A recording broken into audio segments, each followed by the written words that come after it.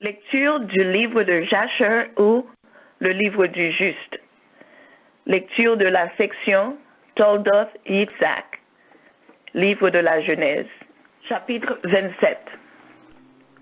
Ésaü allait, selon son habitude, fréquemment à la chasse pour prendre du gibier. Nemrod, roi de Babel, appelé aussi Amraphel, avait également l'habitude d'aller chasser.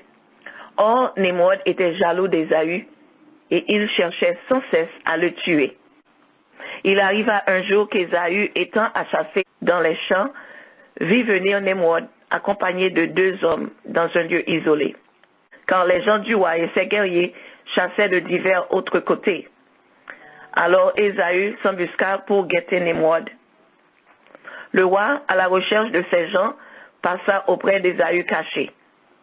Ésaü sortit aussitôt de sa cachette et, tirant son glaive, il se jeta sur lui et lui trancha la tête. Il combattit ensuite les 2 hommes du roi qui appelaient les autres guerriers à leur secours et les tua également. Quand il vit dans le lointain les gens du roi accourir aux cris qu'ils avaient entendus, il se hâta de dépouiller Nemrod de la robe que son père lui avait laissée en héritage et à laquelle il devait sa puissance. Et il s'enfuit à la ville et cacha la robe dans la maison de son père.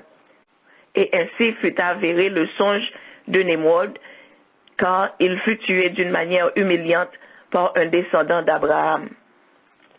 Les officiers de Nemrod le rapportèrent à Babylone et l'enterrèrent dans sa ville. Tous les jours de la vie de Nemrod furent de 215 ans, et sa royauté avait duré 185 ans.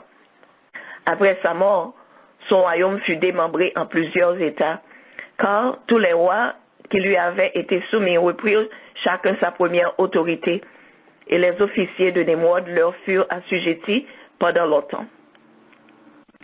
Ésaü était arrivé chez son père, las et brisé de la crainte de ceux qui l'avaient poursuivi.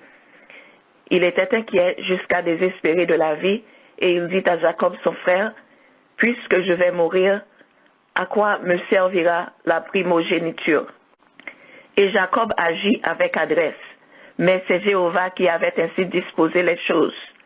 Et il se fit vendre par Ésaü son doigt d'aînesse, comme aussi sa part de la caverne double qu'Abraham avait acquise des enfants d'Heth.